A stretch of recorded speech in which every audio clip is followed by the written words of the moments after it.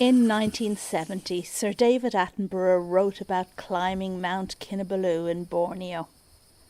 He described looking out from Southeast Asia's highest summit over an island blanketed in hazy green jungle as far as the eye could see.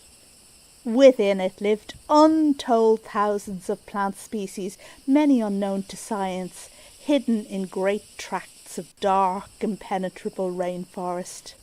Forest unexplored by man since the time of the dinosaur. It was also home to indigenous tribes, uncontacted by the modern world. Mount Kinabalu was the reason I came to Asia in 2024.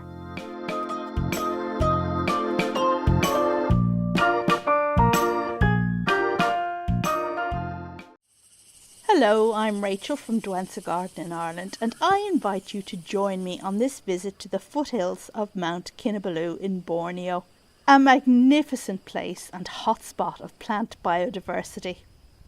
Top of my list to see are some of the 711 documented species of orchid in this park. Wouldn't it be amazing to see orchids growing wild and maybe even some in bloom? There will be many other gems too, but unfortunately no pitcher plants. You need to climb the mountain to see the 9 Nepenthes species here, and I made my peace early on with the fact that the climb might be beyond my limits. Okay, it's day 1 of our visit, so let's go. Today we're putting the rain back into the phrase rainforest because it's very wet. We're taking the Kiao Trail, which is just 2.3 kilometres long, that's 1.4 miles, and at an elevation of 1,500 to 1,800 metres, so it is lower montane terrain. However, the conditions make for pretty slow going. The trail really is just that, a trail. Not a nice wooden boardwalk as I was treated to in the Taman Negara rainforest in East Malaysia. Borneo is wilder. This trail is described as fairly level except for the 2 ends. But there's no mention of the occasional fallen tree that needs to be crossed. I sent my hubby first. I think I'd better wear my trousers tomorrow. But we're here to see the plants, and it's not long before I find my first orchid. Just look at this little fellow growing on the side of this bank. Actually, as we look closer, it seems that this orchid has been growing epiphytically on a branch which has ended up on the ground. Maybe this is a coleogyny? I thought first that the new growth had rotted, but maybe it's just the juvenile foliage colour. This is a very good start in terms of finding orchids. There are other plants to see too. It's not all about the orchids. This one here seems to be a member of the Dracaena family.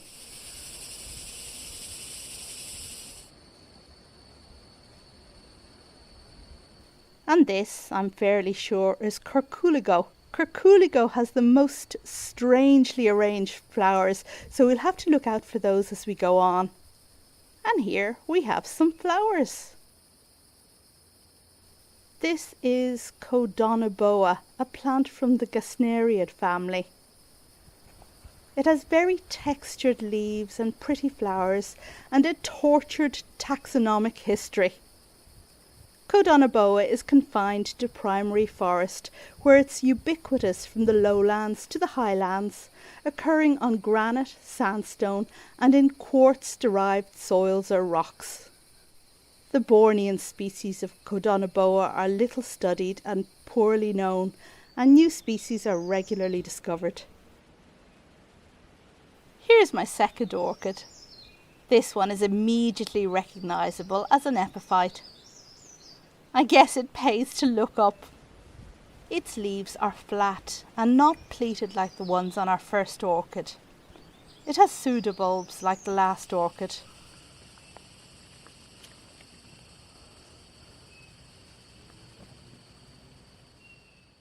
This is interesting too. It looks like it's attached to a fallen branch. A cane orchid, like dendrobium maybe.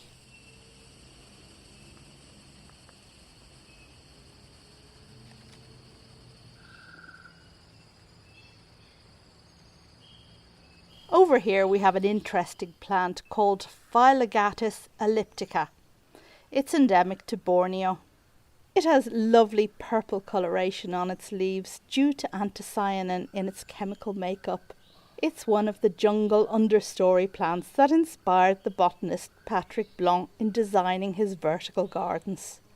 I also love this cute little plant with its amazingly dark and textured foliage. Perhaps Sonorilla. And there are plenty of Argostema too. Occasionally this small understory plant is found in flower. Oops. Time to stop and flick a leech off my boot before it manages to shimmy up my leg.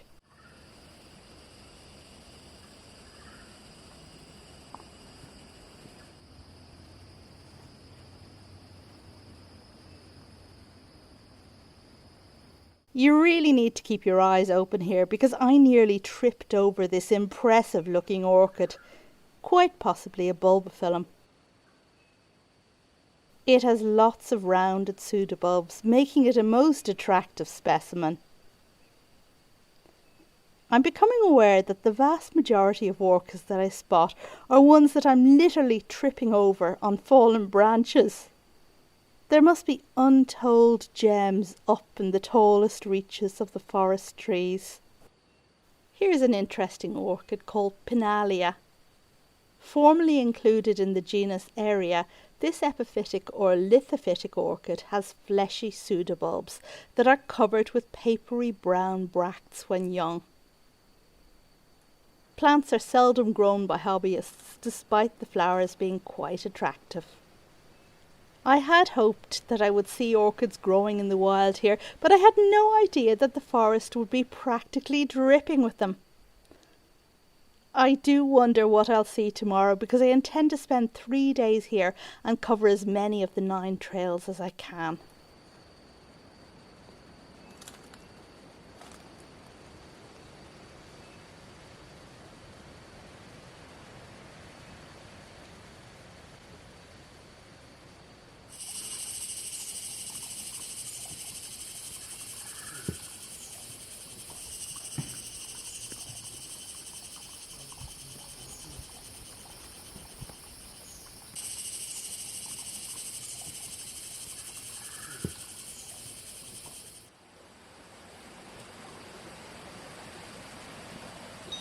It's day 2 at Kinabalu and the sun is shining and the rainforest beckons. The first plant of today is this amazing palm tree moss.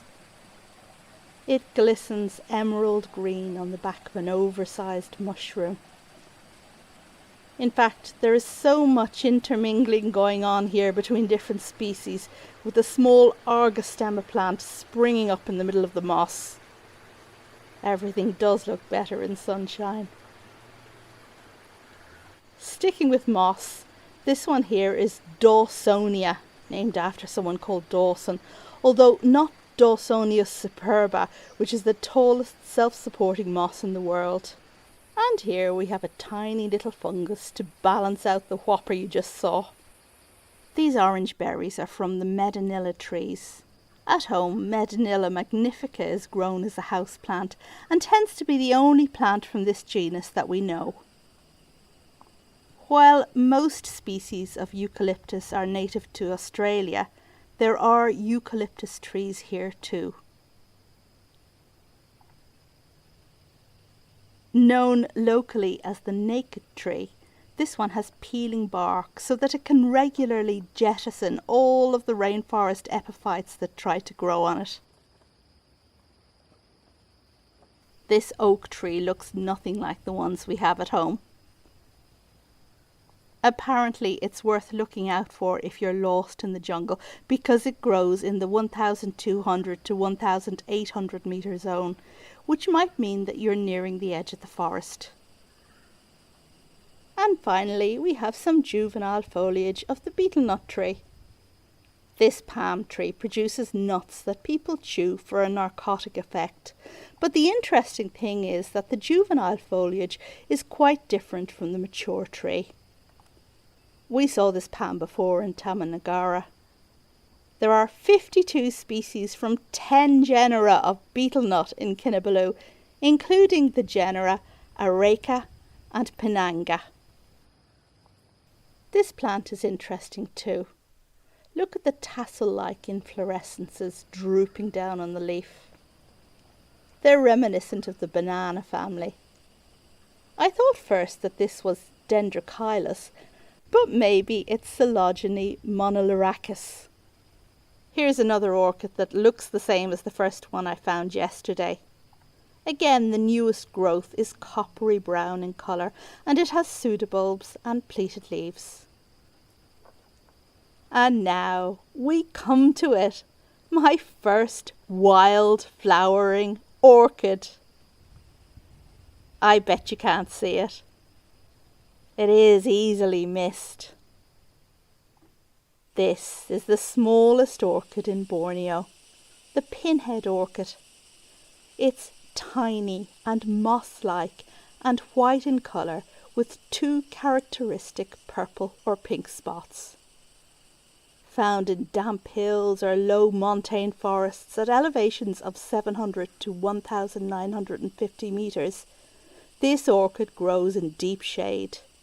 At one stage this was the smallest orchid in the world, but it has now lost that hotly contested status. And underfoot we have some terrestrial orchids in the form of calanthe. This one has seed pods.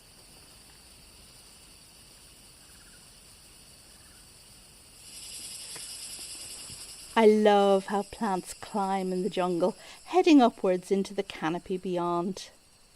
This is a ficus, one of the 78 species of fig found at Kinabalu.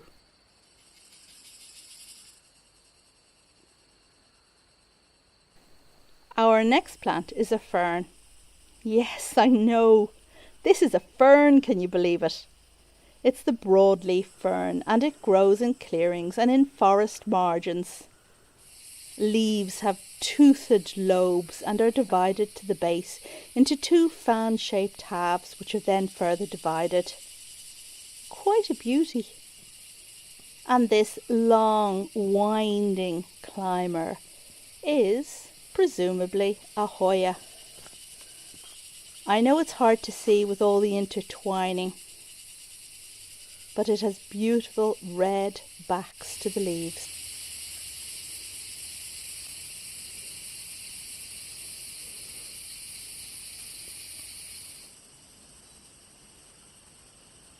Once again I come across an orchid that has fallen from the trees. Of course I pick it up to examine it and become fairly convinced that it's a dendrobium. But I nearly miss the fact that this dendrobium is actually in flower. Look at that beautiful tiny flower. The lip is furry and textured, and the colour combination very pleasing and understated.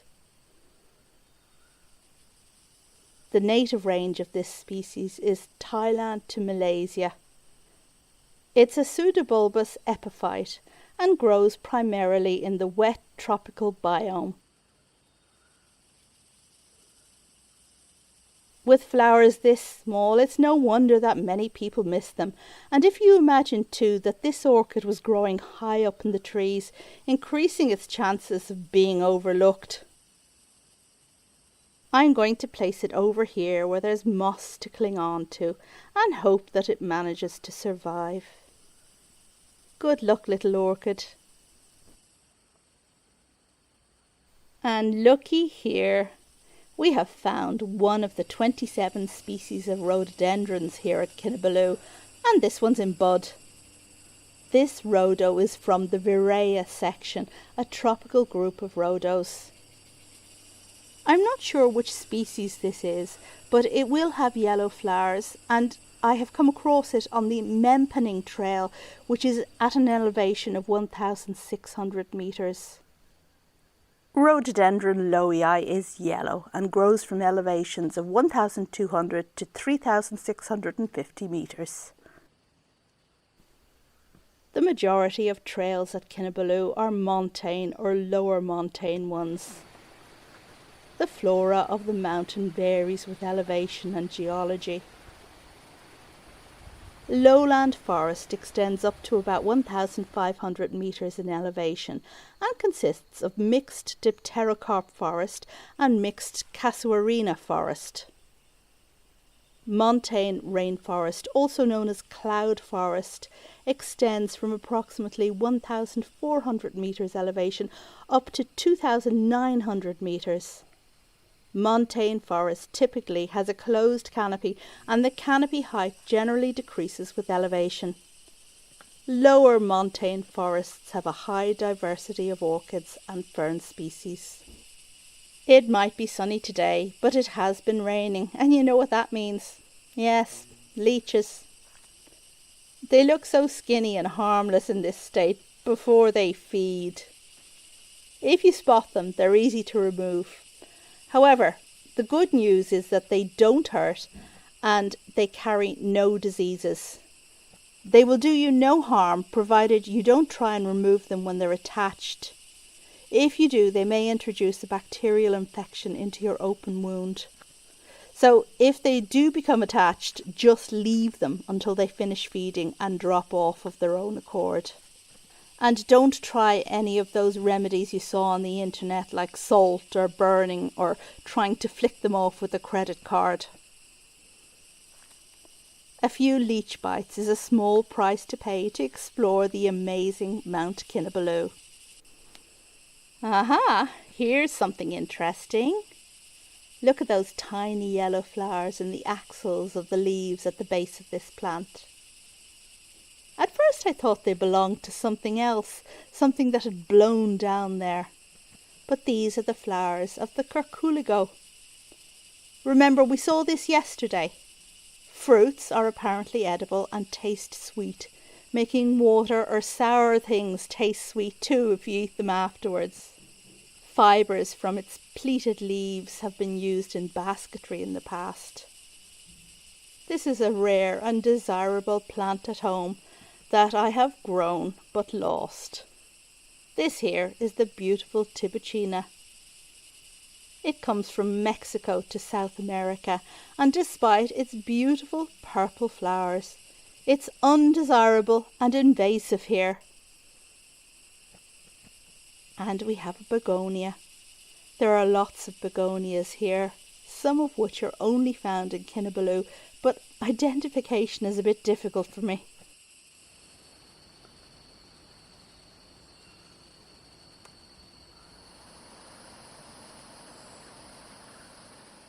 And now we round a corner, only to find, well, we aren't sure at all what it is hanging up there over the path. It seems to be a termite house rather than a wasp's nest. How ingenious of them to build that from a hanging branch.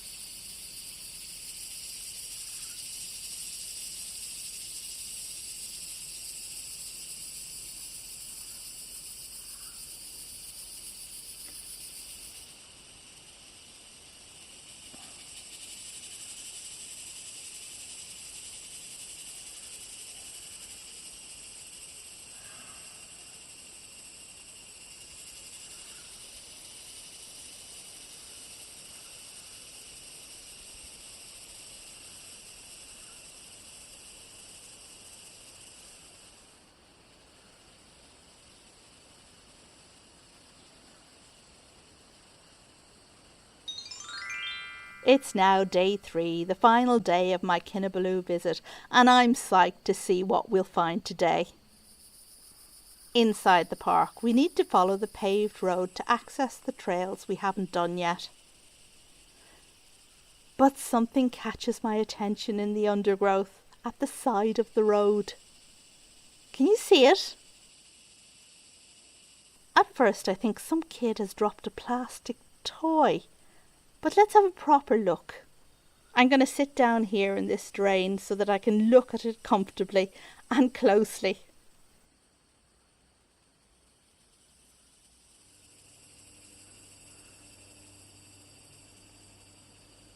For me, this beautiful but putrid smelling plant resembles the Rafflesia so much.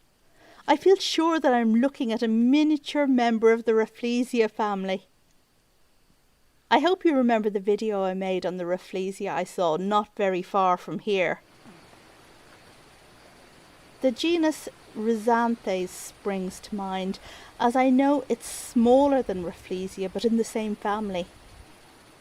Rafflesia always have 5 perianth lobes, whereas Rhizanthes on the other hand has generally 14 to 18 of them.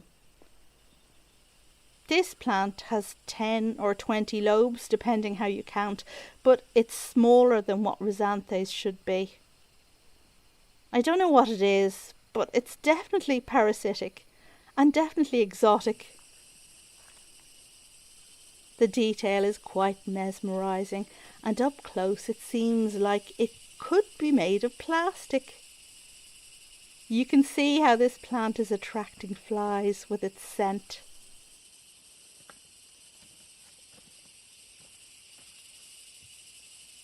It's very hard to leave my new discovery.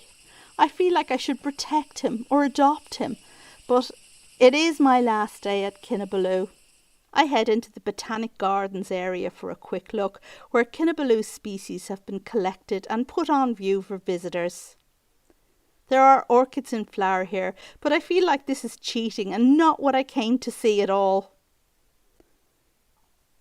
While these gardeners wrestle with restaking a collapsing tree, I show my photo of the Rafflesia relative to one of the botanic guides. She seems completely unexcited and unimpressed, but tells me the Malay name for this plant. I record. Bracket fungi. Bracket fungi. Right. This is no help to me at all, but maybe Malay-speaking viewers have the answer already, the answer that others will have to wait to hear. I'll have to get to the bottom of this. Uh-oh. Did I say bottom? Yes, I can feel it, but didn't know that my arse is visibly wet from sitting at the edge of that drain. But don't worry, it's going to rain. We'll all get drenched soon anyway. There are trails to explore. It's time for some more plants, like this beautiful fern with the white tips.